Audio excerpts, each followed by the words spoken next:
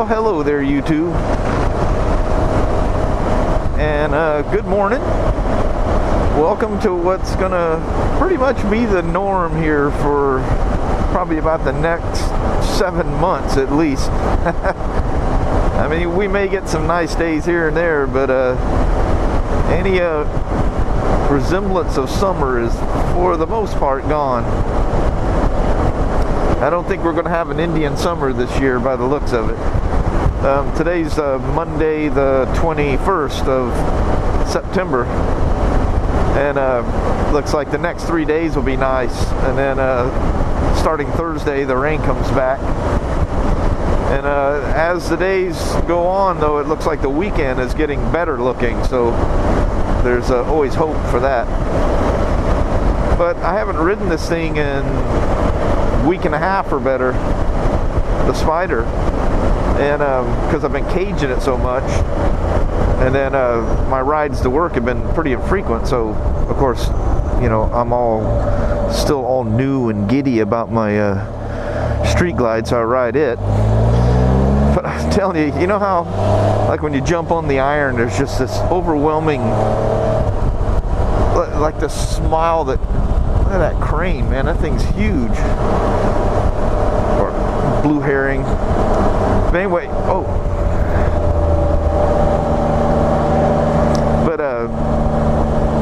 anyway, that feeling you get when you jump on the iron, man, look how stocked up they are there.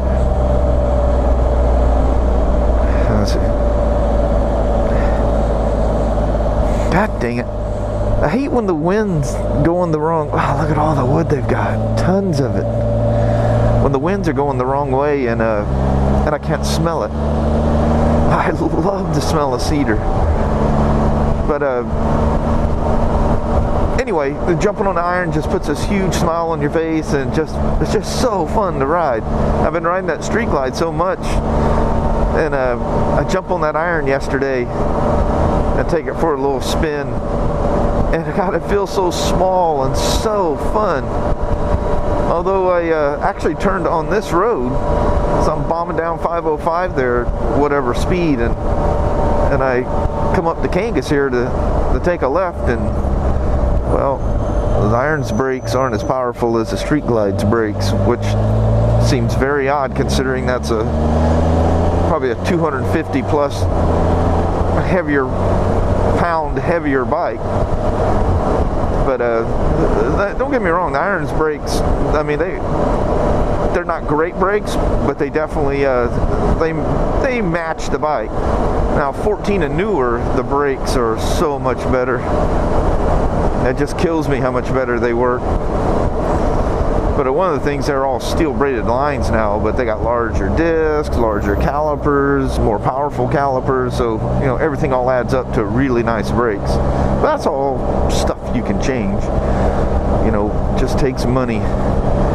But anyway, talking about how good it feels to get on the iron, that's the way it feels. No matter how comfortable and cool feeling the street glide is, there is nothing as comfortable as jumping on this RT. I mean, you sit on it,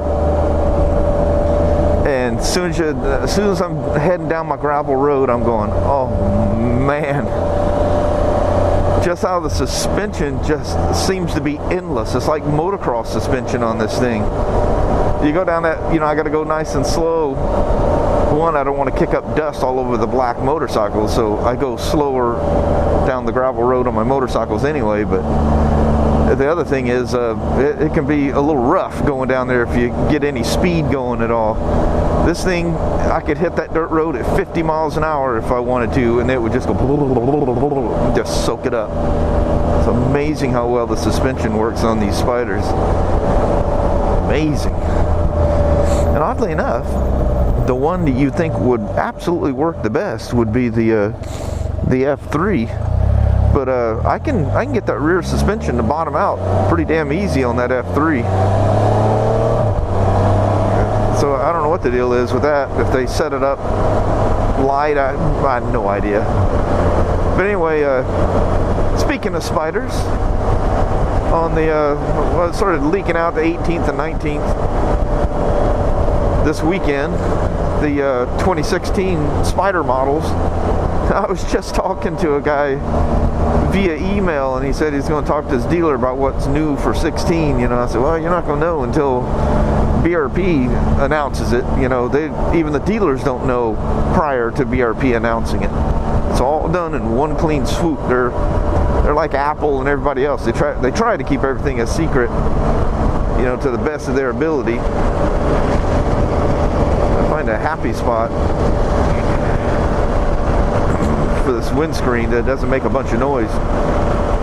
But anyway, the F3 touring models, man, talking about the proverbial rabbit out of the hat. That was the smartest thing, the most brilliant thing BRP could have done. You wouldn't believe how many of our customers turn their F3s into touring bikes, and I actually do a MotoVlog about that. It's not a touring bike, you know. Don't expect it to be a touring bike. It's, you know, it's not going to have the creature comforts of an RT. But, you know, if you turn it into a touring bike, it would essentially be like a sport touring bike. Sport touring bike, excuse me, they don't have all the creature comforts of a Goldwing or an Electra Glide, that kind of thing, you know. But you have the performance, but yet it's the most comfort you're going to get out of a bike with, you know, phenomenal performance. You know, the FJR 1300s, the ZG 1400 Concourse, Kawasaki's, you know, the slew of BMWs and Honda's ST 1300, all those things, you know, they're in that class, you know, where they're very sporty, they perform well, handle well, and are comfortable. Not as comfortable. You don't have the ultimate comfort.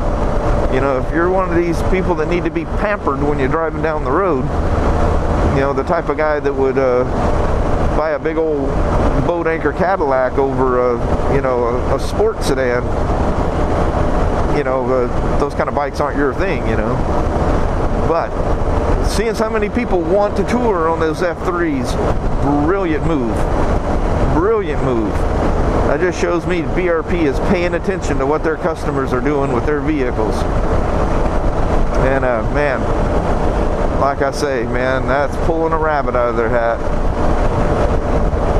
That will be one popular Spyder right there, I foresee anyway. And they've got this a new color that's available on the special series. I think they refer to it as monolith. You know, Harley calls it black denim, Indian calls it black suede or suede black, whichever direction they. But anyway, it's flat black. The RT Special Series, one of the colors is well, it's not all flat black, but it's mostly flat black. And you can buy one of the touring models of the F3, if I'm not mistaken. There's a special series of that as well, and it is the flat black. Oh my God, is that gorgeous! I've just got this thing for flat black motorcycles. Them things just hit a soft spot in me. It's just that, to me, it's like just this like stealthy look. You still see the lines of the bike and everything, but you're not, you know, riding down the road with a flashing red light and waving flags going, look at me, look at me. To me, it's like a private beauty. It's a beauty that I see and I don't think anybody else does, kind of a thing. Because as I've mentioned a million times, I'm not out to impress anybody. It's what it does, how that motorcycle speaks to me. And just like this two-tone black special series here, this was the very first 2015 put together at our store. And the very first one, I'm riding the very first one that was put together. And oh man, I pulled the covers off of this thing and just immediately fell in love. Now, to make it even sweeter yet, they've got that, I think they call it monolith black. Whew, that is nice. But I don't see with the RSS, the RS series, the ST series, and the RT series, I don't see, other than color choices, I really don't see where there's been any change to even mention. I'm sure there's some little things, you know, just like we thought the 15 RTs were literally identical to the 14 RTs. Found a few differences. The way the engine braking works, the clutching on takeoff is different. It doesn't try to snap your neck off. And one of the drawbacks to it is when you roll off the throttle real quick, when you're being sporty, it doesn't have that incredible engine braking. I mean, this triple engine, this thing's got some compression braking. I think, boom, it felt so good. I love that feeling of, you know, rolling in hot and backing it in. Oh, there's not a cooler feeling in the world than that. But one of the positive things, if you're a heavy cruise control user, on the Fort, what is with the frog in my throat every morning? I need to you know, do like voice warm-up things or something. So I just kind of small talk with the old lady there, and you know, you talk real quiet. It's just her and I in the house. It's quiet. You know, you can almost whisper and still talk to each other. But if you're a heavy cruise control user on the 14, you drive along, something alerts you, and you know, you just reach up and touch the rear brake.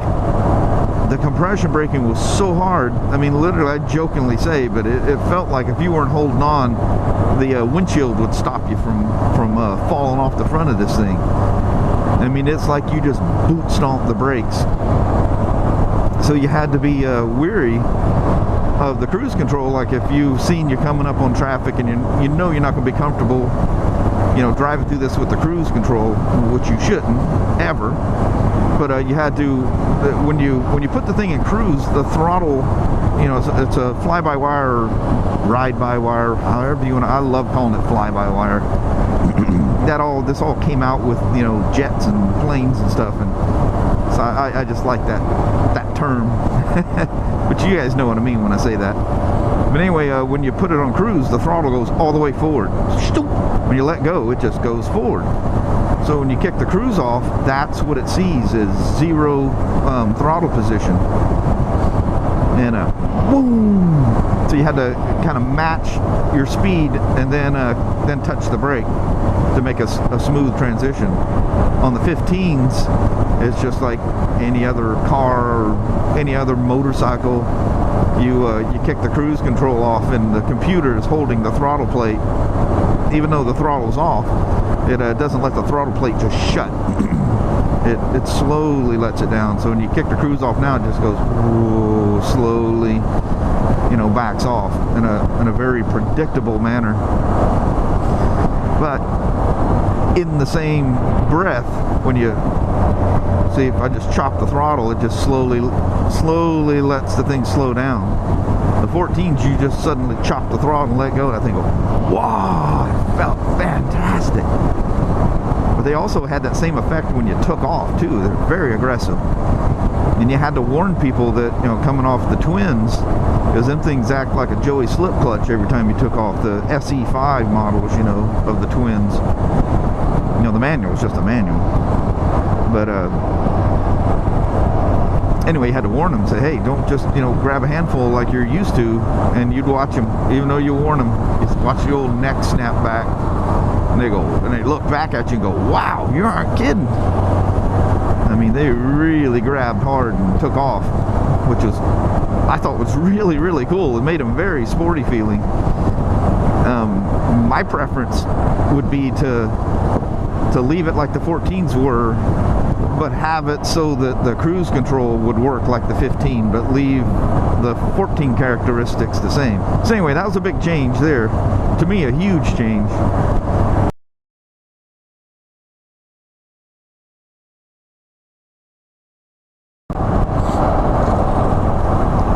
gorgeous. Much nicer than it was in Portland, in Toledo. What are we looking at? 64. I thought I was getting warm.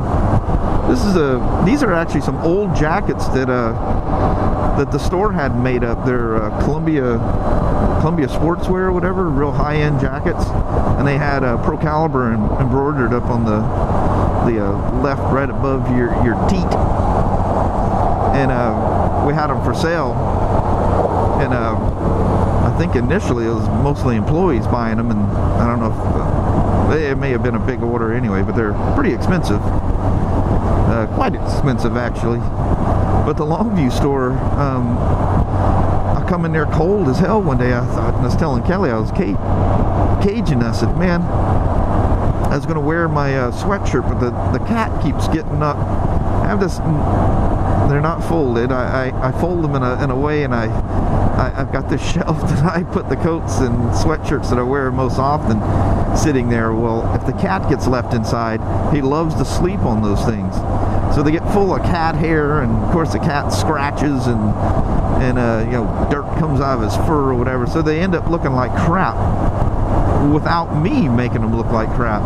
And then I'm allergic to cats, but this one cat, for whatever reason, he must not clean himself good enough, because I don't have an allergic reaction to him. Too bad. I will have an allergic reaction to him, but it ain't real bad. But anyway, my sweatshirts, the two that I like to wear, the Bogan and Proud and the Snap-on one, both of them were cat furred out, and when he sleeps on them, he kind of, you know, makes a little bed out of it, so that it looks like I pulled the sweatshirts out of a paper sack or something. They got that wrinkled up, nasty look to them. You know, the way I fold them up, and I kind of make a long shoot out of it and fold it in half and then lightly sit it up there. When you pick it back up, it looks the same, you know. Well, when you got a cat up there making beds out of it, they don't look so good. So anyway, I didn't wear, and Kelly goes, hey, we got some of those old Columbia sportswear jackets still. You know, she goes, you know the ones that say Pro Caliber on them? I said, geez, them things a couple, 3 years old. She goes, yeah, I think they're on the closeout shelf. So lo and behold, they had an extra large over there, and here I am wearing it. This thing's nice, really nice jacket. I remember looking at what our cost was on them things a couple, 3 years ago, whenever we first came out with these things. I said, whew, nah, I'll pass. I mean, that's a nice jacket and all, but, you know, I'm just going to get it dirty. But I got a fantastic price on it, because it was 50% off of retail, which was less than employee cost. So I said, ring me up, mama, I'll take it. Of course, she can't ring it up. She's got to have one of the other guys ring it up. You can't have your wife ringing up product for you. That could be looked at in a less than positive way. Not that anybody would doubt Kelly and I. Jeez, we're so damn honest, it's absolutely disgusting. If I was 18, 20 years old and I seen myself as I am now, I would be embarrassed. No, I'm just kidding. But no, we don't ever do anything that would jeopardize our jobs, or you know, make it so that you know, you're laying there in bed at night and thinking about something you said or done or whatever. It's just, that's not worth it. That's stuff you did when you were, you know, 4, 5, 6 years old, you know, steal an ink pen out of the department store or something, you know. So my last stealing thing, I think I've told this before, I went to the sporting goods store in Oaklawn Village in Texarkana, Texas. That was like the shopping mecca of the town at the time. Now it looks like a ghost town over there. It's like the poor part of town now. But anyway, I'll just say his name was his name was Keith. I won't tell you what his last name was, because I haven't seen that guy in 30 something odd years, so I have no idea. But anyway,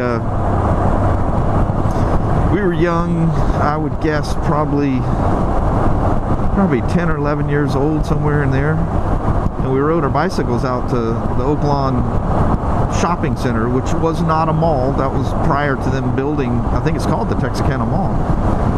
And I think they built that mall in 76 or something. But anyway, that's what kind of closed the Oaklawn area. But anyway, it was a sporting good thing. We go inside there, and he decides he's gonna take a knife. You know, this guy had this display with all these knives, you know, and I took this, I think it's a Uncle Henry knife.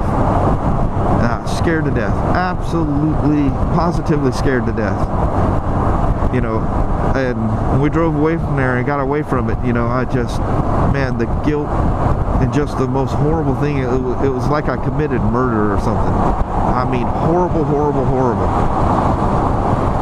Well, this was during summer break or whatever, and my dad always got home, but he went into work real early, and he was usually home by 5 o'clock. So come home, and I happened to be sitting, I was either out in the garage tinkering with a motorcycle or bicycle or something, and old man says, come on, let's go for a ride. We're going to go into town. So he drives me, and to my utter shock, you know, and I didn't put two and two together yet, but we pull into that sporting goods store over at the Oaklawn shopping center, and in the store we go, and I don't remember how this came to be, but my dad had that knife that I took, and it was in the little box. He must have went rummaging through my room or something. I don't know how he ended up with it. I didn't even play. I was so scared and mortified by the whole ordeal that I don't think I'd have ever used it or played with it or anything, you know. It had just been, you know, every time I looked at that thing, it would have been a guilt trip. But anyway, we go walking in there and go walking right up to the main guy. I think he owned and ran the thing. And I don't remember the exact words, but it was something to the effect of, is there something you need to tell Mr. So-and-so here? Not thinking that I have gone in that store with my dad, I don't know how many times. It's amazing how stupid you are when you're a kid, you know. Let's steal from a store that you and your dad go frequent all the time, you know. And so anyway, my dad slips this damn knife out of his pocket in the box and hands it to me. And he goes, anything about this knife you want to tell Mr. So-and-so? And oh man, I think probably the tears were flowing. I was thinking they were going to call the police and haul me away. I mean, I just knew I was done for. And that shop owner refused to take that knife back. So he pulls the thing out of the box and hands that thing back to me, and he says, I want you to put that in your pocket right now. And he goes, and I want you to carry that thing with you everywhere you go. He goes, obviously you can't take it to school, but anytime you're out playing with your friends or doing whatever, I want you to have that knife in your pocket. And every time you reach in your pocket and you feel that knife, or every time you pull that knife out, I want you to think of what you did today. And I still, to this day, have that knife. It's sitting in my one of my drawers at work, in my toolbox. And this has to be, I won't tell you how many years ago that was, but out of all these years later, whenever I reach in there to get a gasket scraper or whatever it is out of that drawer, that knife is sitting there, and I think about that day when that guy told me he wanted me to carry that knife with me everywhere I go. And for years and years and years and years, I literally carried that knife with me. And very seldom actually used it as a knife. It's crazy. Still have that thing, and it looks beautiful and new. It was one of those nice stainless steel blade and body and whatever, you know. A lot of those knives that you got back in those days would, you know, you had to take care of them or they'd rust real easy. And this one, fantastic knife. But, you know, my dad's now gone. Hell, he's been gone for 6 years now. and that guy was not a young guy in that store, so he's obviously not with us anymore. But I think that was the smartest man I probably ever met, other than my dad, you know. But that was a lesson that stuck with me the rest of my life. So how's that for a story for you? I think I've told that before. If I did and you've seen it and you're going, that old bastard's repeating shit again, I apologize for that. But that's one I've probably repeated to my kids a bunch of times, and ain't none of my kids steal, not a one of them. And you know, that just, I don't, you know, I didn't purposely try to teach morals to my kids. It just happened. It's amazing to talk to them now. You know, my youngest is 23, my oldest is 29, and to talk to them now as adults, you know, they're shocked at things that they see at work and in life and stuff like that, and just can't believe people can be the way they are. So not doing this on purpose, but somehow or another we instilled some morals in them, and all four of them, that makes me very proud. Come on, Honda, you could at least let me sneak through and catch up with the bikes there. But this has to be an hour long. There's no way this is not an hour long. Well into the 50-minute range anyway. So on that, oh my God, yeah. On that, I'm a roll out on you guys. This might be my longest MotoVlog ever if I don't hack it down. So if you see it's not, however, I don't know what that is. I don't want to risk trying to see that thing right now. But anyway, so if it's less than just shy of an hour, you know I hacked something out. Something about the Street Glide and the Spyder that just make for these long vlogs. Or maybe I'm just bored driving to work, and I think talking to you guys just makes it more comforting, makes the time go by. But anyway, I appreciate you guys watching.